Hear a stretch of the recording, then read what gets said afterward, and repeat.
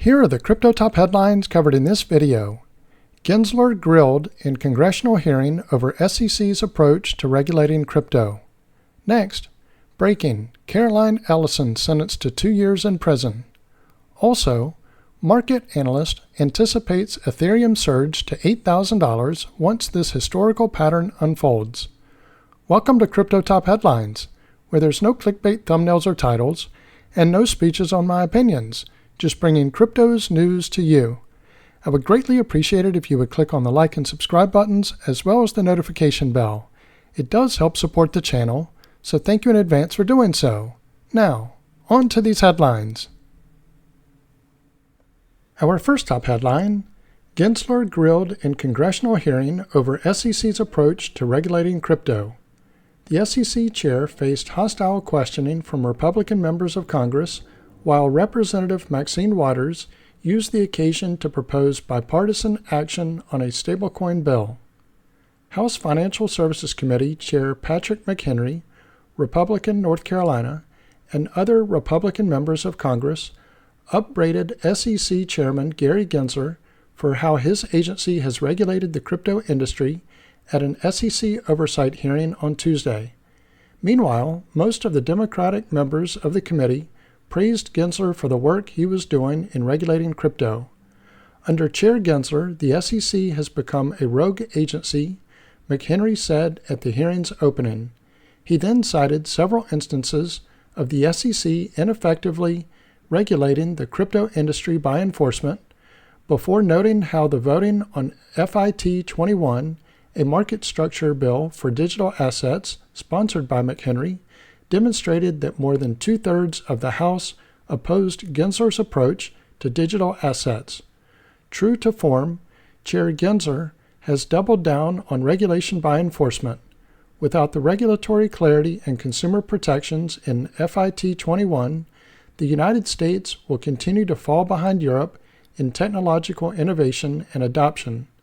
This is unheard of in modern history, said McHenry. Arguing over terms. In addition to questioning Gensler, Republican members of Congress also looked to the two pro-crypto Republican SEC commissioners, Hester Peirce and Mark Ueda, for guidance and support. McHenry asked Gensler about the confusing way that the SEC has used multiple terms to refer to digital assets, such as crypto asset securities and crypto security tokens. Gensler responded by saying, "It's less about the terms and more about the economics." Gensler then noted that the crucial criteria for determining whether a token is a security or not, or whether an investment contract is being offered and sold to the public and the public is looking to others in a common enterprise, anticipating profit. These are the requirements known as the Howey test, which came out of a 1946 Supreme Court ruling. McHenry then turned to Commissioner Peirce to ask whether using multiple descriptions and words to describe crypto tokens was problematic. "Yes, that's absolutely true," Peirce responded. "We have taken a legally imprecise view to mask the regulatory lack of clarity." Peirce then lamented how the SEC had failed to properly regulate the digital asset industry by being clearer. As an example, Peirce brought up a much criticized footnote that was part of the SEC's recently amended complaint against Binance. In the footnote, the SEC acknowledged that it had used the term crypto asset security as shorthand and didn't mean to imply that any crypto asset itself was a security. The SEC has fallen down on our duty as a regulator not to be precise, said Peirce. Congressman Wiley Nickel, Democrat, North Carolina, and Congressman Mike Flood, Republican, Nebraska, also questioned Gensler about SAB 121, a much criticized SEC rule that requires entities seeking to custody crypto to list the assets on their balance sheet and create a corresponding liability equal to the worth of the crypto.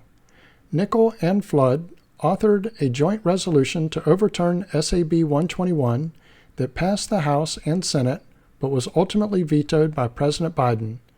Gensler said he would not act to rescind SAB 121, and when Nickel asked why, Gensler responded that the rule was nothing out of the ordinary and sought to protect customers when the company that was custodying their crypto went bankrupt, a situation that has occurred numerous times in recent years.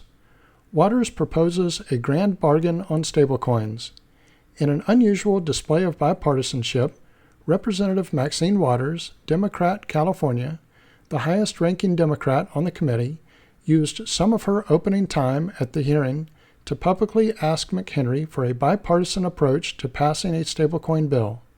Before the end of this year, I want us to strike a grand bargain on stablecoins and other long overdue bills, said Waters. I strongly believe we can reach a deal that prioritizes strong protections for our nation's consumers and strong federal oversight. McHenry had previously introduced the Clarity for Payment Stablecoins Act of 2023 into the House. However, during a review of the bill in July of 2023, Waters led a walkout of all Democrats on the committee to protest the lack of a bipartisan agreement over how stablecoins should be regulated. This led to a stall in negotiations that had been reportedly occurring between McHenry and Waters for some time. Waters described many paths to the oversight of stablecoins, but highlighted that in other countries there is a role for central banks and thus that the U.S. should make sure the Federal Reserve has a prominent position in the oversight of stablecoins. Waters also commented on the composition of stablecoin reserves, saying that stablecoins can only be truly stable if they are backed by safe and liquid reserves like short-term Treasury bills. In response, McHenry said he welcomed further discussions on a potential stablecoin bill, but also hinted it would be important to provide clarity for digital assets in general, a likely reference to his FIT21 bill. Let me pause here for a moment. If you're getting value out of this video, please click on the like and subscribe buttons as well as the notification bell. Our next top headline, breaking, Caroline Ellison sentenced to 2 years in prison. The former head of Alameda Research will serve her sentence in a minimum security prison. On September 24th, former Alameda Research CEO Caroline Ellison was sentenced to 2 years in a minimum security prison for her role in FTX's collapse.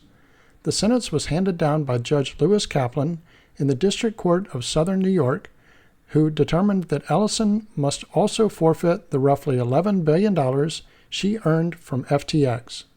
Kaplan said Ellison's surrender date will be set on or after November 7, 2024. A light sentence. Ellison could have faced 110 years in prison for her crimes, but Lewis expressed considerable sympathy for her.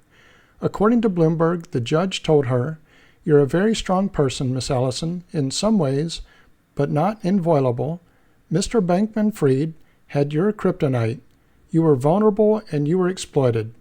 Ellison clasped her hands in front of her as the sentence was read, while family members in attendance at the trial cried. The reclusive Ellison complained that she was subject to harassment from the crypto community in the media and in real life, which made her afraid to go out in public. She cooperated extensively with the prosecution in the case against Sam Bankman-Fried, her former colleague and purported boyfriend, so much so that the prosecution recommended leniency for her. Ellison's lawyers had asked the court to limit her prison sentence to time served, but Kaplan said at the sentencing that there would be no get-out-of-jail-free card. More of the FTX cohort is still being sentenced.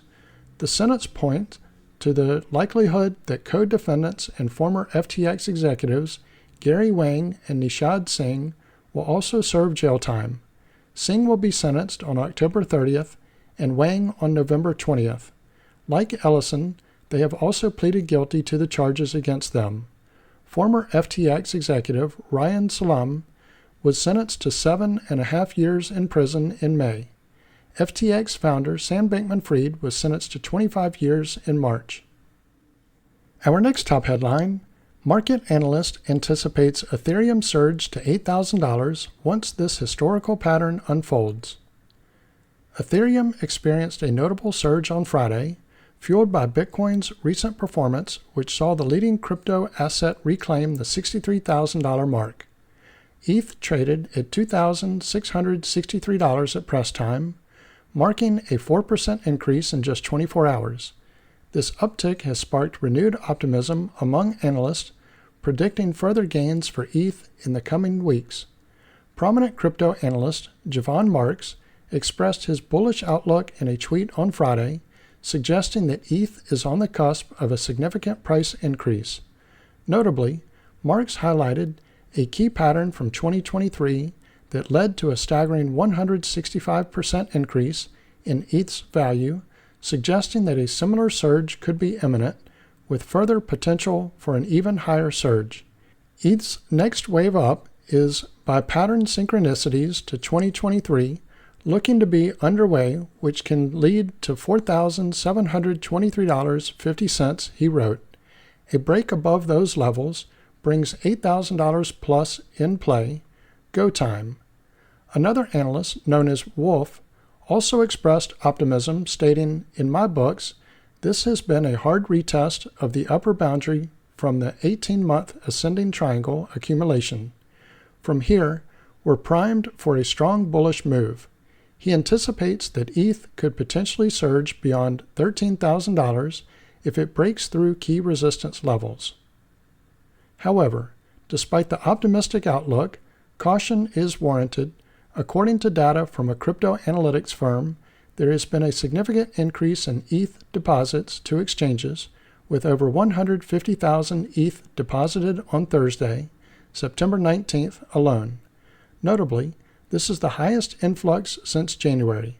Such substantial inflows often signal rising selling pressure as traders seek to capitalize on recent price movements after an extended period of market consolidation.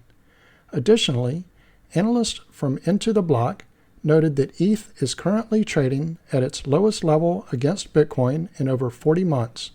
While Bitcoin has experienced predominantly positive ETF flows, Ethereum has seen a trend of outflows, indicating that institutional investors may favor Bitcoin's relative stability over the higher risk associated with ETH. Additionally, concerns about declining interest in Ethereum have also emerged. Analysts from CryptoQuant reported a lack of activity among addresses holding 100,000 or more ETH. Although addresses in the 10,000 to 100,000 range are slowly accumulating, those holding between 100 and 1,000 ETH have been selling steadily. This could signal a decline in ETH's market dominance, raising questions about the future momentum of the second largest cryptocurrency. So this concludes Crypto Top Headlines. If you haven't already done so, don't forget to click on the like and subscribe buttons as well as the notification bell. Also, leave your thoughts in the comments and share this video with your friends and family. Thank you all for watching Crypto Top Headlines, bringing crypto's news to you.